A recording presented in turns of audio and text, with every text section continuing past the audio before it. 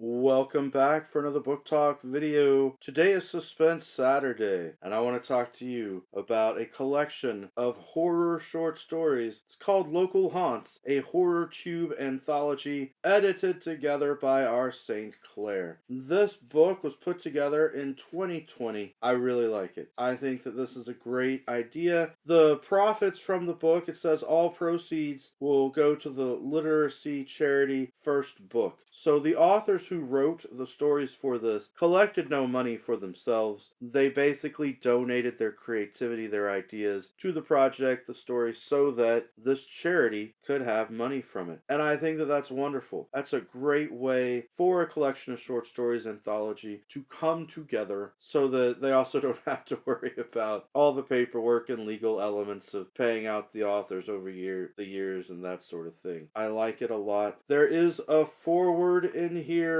from James White, and then it's got a surprising amount of stories, actually. I was impressed. This book feels a little thick to me for a short story collection. So if you want to know who's in the book, I'm just going to flip to the back to the About the Author section where they have a paragraph about each author, and I'll list you out the names. Kevin David Anderson, Cameron Chaney, Dane Cobain, James Flynn, Mahalis Georgiostathis, Nicholas Gray, E.D. Lewis, Andrew Lyall, Marie McWilliams, Lydia Peaver, Ken Poirier, R. St. Clair, Ryan Stroud, Michael Taylor, D.L. Tillery, Matt Wall, Jason White, Cam Wolfe, and C.J. Wright. A lot of authors. That was alphabetical, of course. It mentions their YouTube or BookTube channels and the paragraph for each author. It talks about, their first book or their writing experience, something from their life. Short little bios, but it's good to know something about the authors. You might know a lot of these people from following their YouTube channels, listening to them on BookTube or HorrorTube or Authortube or whatever combination of those identities that they claim here on YouTube.